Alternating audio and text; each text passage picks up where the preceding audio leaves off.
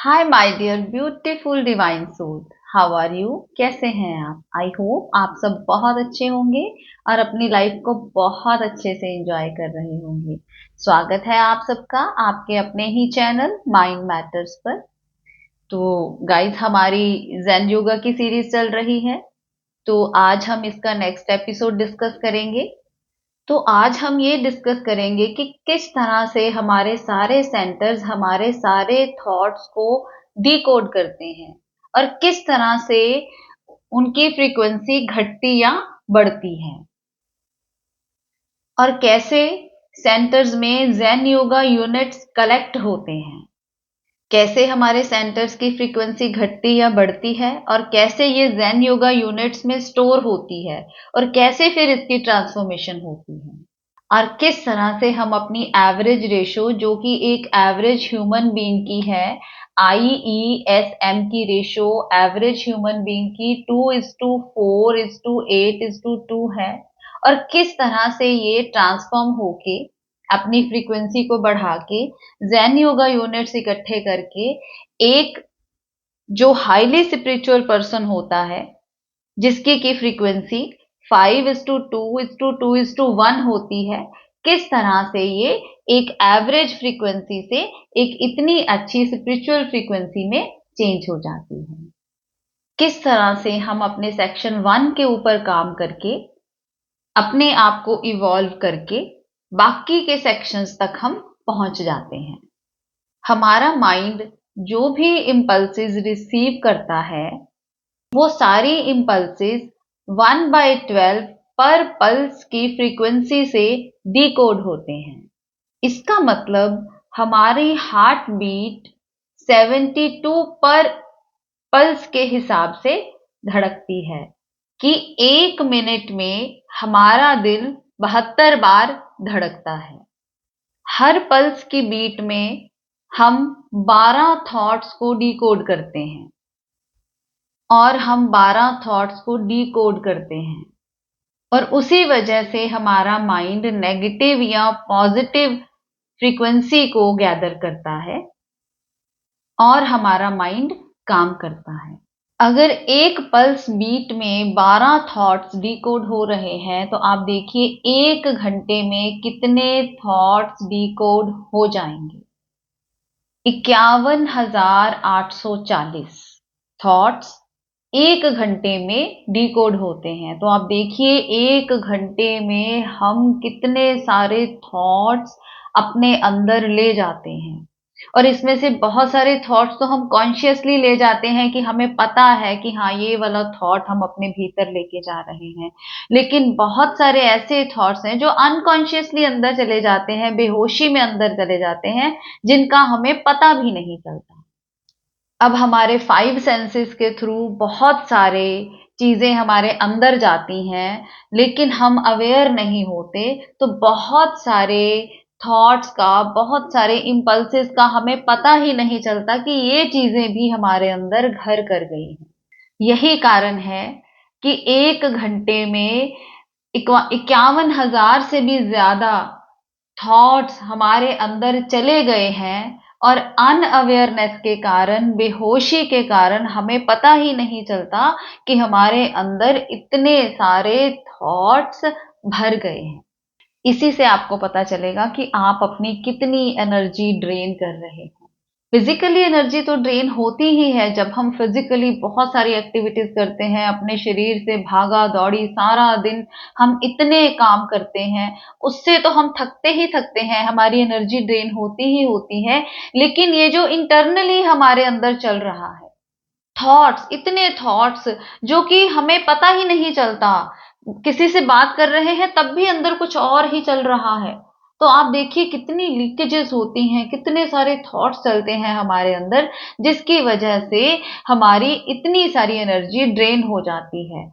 Waking hours में तो होती ही होती है जब हम जाग रहे होते हैं, लेकिन माय डियर, जब हम रात को सो जाते हैं, वो जो 8 घंटे की हमारी नींद है, उसमें भी ये माइंड कंटिन्यूसली चल रहा है, उसमें भी हम अपनी एनर्जी ड्रेन कर रहे हैं। तो आप देखिए कि ऊर्जा मिल तो रही नहीं हमें कहीं से भी, क्योंकि हमें लेनी नहीं आती। हमें ऊर्जा एक जो सिंपल ह्यूमन बीइंग है, ले मैन है, जिसको कुछ नहीं पता एनर्जी के बारे में, वो तो जस्ट रात को जब सोता है वो तभी वो एनर्जी लेके आता है। लेकिन अब रात को भी आप सो तो रहे हो, लेकिन माइंड तो नहीं सो रहा, माइंड तो कंटिन्यूसली कभी कोई थॉट ड्रीम्स के रूप में, कभी ना कुछ उसके अंदर चल रहा है। तो अब ध्यान में उसको पता नहीं बैठना है। एक लेमैन को, एक एवरेज पर्सन को नहीं पता कि ध्यान में भी बैठना है, क्योंकि एनर्जी दो ही तरह से आपको मिलती है, या तो ध्यान में बैठ के मिलेगी या फिर रात को नींद में मिलेगी। नींद आपकी अनअवेयरनेस में हो रही है, बेहोशी में है, उसमें आप ले ही नहीं पा रहे ऊर्जा, बजाय लेने के ऊर्जा जा रही है, ड्रीम्स में, थॉट्स में जा रही है, और ध्यान में बैठना नहीं है। तो आप सोचो कि क्या बनेगा इस माइंड का। अब ये सारी कैलकुलेशन के लिए पीजे सहर जी ने एक टेबल दिया है, जो मैं आपको दिखाऊंगी और मैं आपको समझाऊंगी कि किस तरह से हम अपने थॉट्स को डिकोड करते हैं, और कैसे कितने ज़ेन योगा यूनिट हम कलेक्ट कर पाते हैं अगर हम अपनी एनर्जी की ड्रेनेज को बचा सकें। तो अगर एनर्जी को ड्रेन होने से रोक सके, उसको सेव कर सके, तो कितने ज़ेन योगा यूनिट हम कलेक्ट कर सकते हैं, ताकि हम अगले सेक्शन पर जा सकें, सेक्शन 1 टू आगे मूव कर सकें, सेक्शन 2, सेक्शन 3, सेक्शन 4 की तरफ। तो आइए आपको साइड पे एक टेबल दिखाया जाएगा।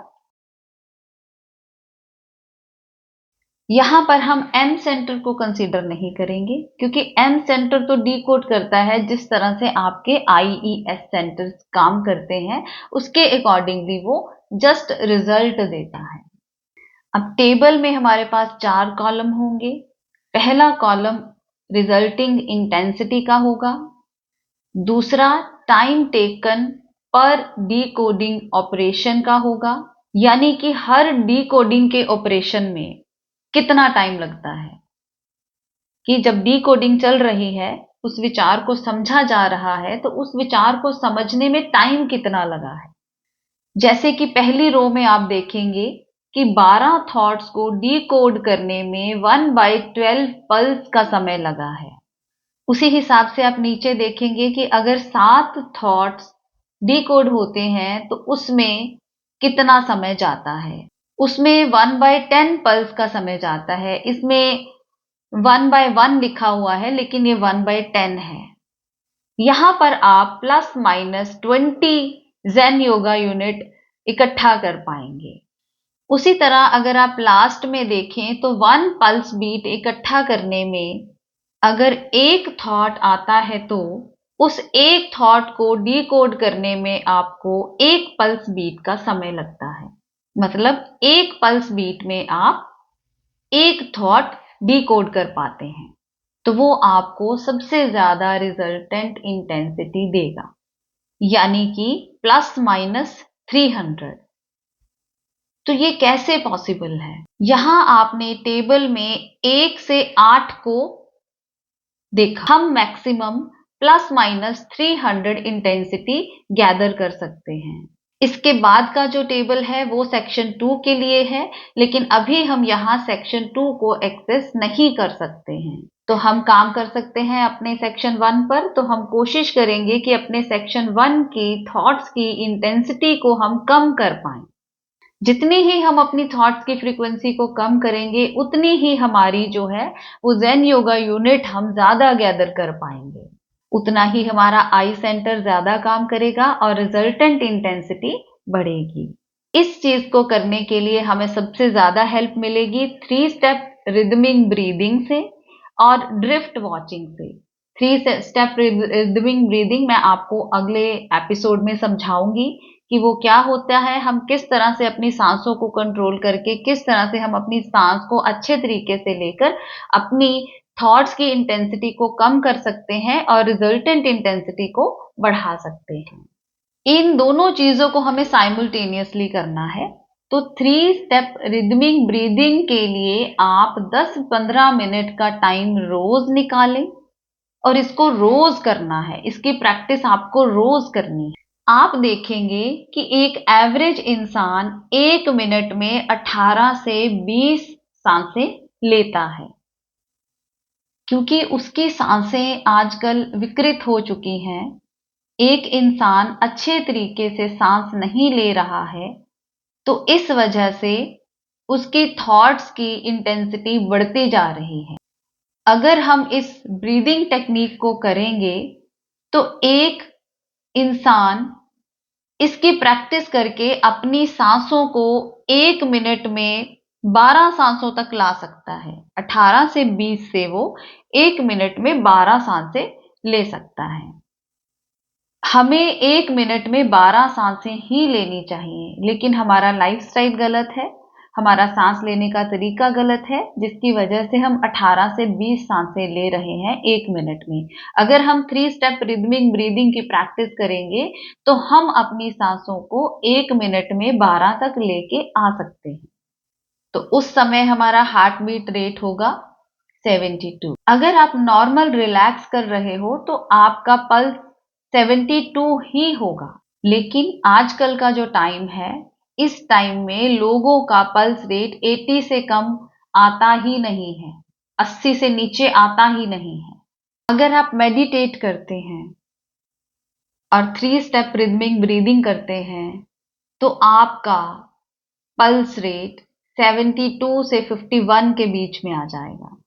आपके माइंड की थॉट्स को डिकोड करने की फ्रीक्वेंसी कम हो जाएगी। इससे आप बहुत सारी एनर्जी सेव कर पाएंगे और बहुत सारे ज़ेन योगा यूनिट्स इकट्ठे कर पाएंगे। और जब हमारा सेक्शन 1 के ऊपर काम हो जाएगा तो माय डियर, हम अपनी यात्रा आगे की तरफ बढ़ाएंगे और सेक्शन 2, सेक्शन 3 और सेक्शन 4 की तरफ बढ़ेंगे।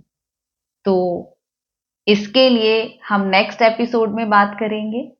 तो आपको अपनी सांसों के ऊपर काम करना है। ये मैं एक वीडियो इसकी अलग से बना दूंगी, पूरी 3 स्टेप रिदमिक ब्रीदिंग किस तरह से आपने करनी है। और दूसरा मेथड मैंने आपको बताया कि आपने ड्रिफ्ट वॉचिंग करनी है, मीन्स कि आपने अपने थॉट्स को वॉच करना है। मेडिटेशन में ये सब हम कर सकते हैं, ध्यान करेंगे तो हम अपनी एनर्जी को वेस्ट होने से बचा सकते हैं और ज़ेन योगा यूनिट इकट्ठे कर सकते हैं और नेक्स्ट सेक्शन में जा सकते हैं। मिलते हैं अपनी अगली वीडियो में, लेकिन आप अपनी इन वीडियोस को शेयर करना, सब्सक्राइब करना, लाइक करना मत भूला कीजिए और कमेंट्स किया कीजिए और कोशिश किया कीजिए कि अगर कुछ पॉजिटिव ऑरा बन रहा है तो उसमें अपनी पॉजिटिविटी का कंट्रीब्यूशन दीजिए। हमें अर्थ की वाइब्रेशन को बढ़ाना है, एक अच्छे स्तर पर लेके जाना है, अपनी मदर अर्थ की सेवा करनी है।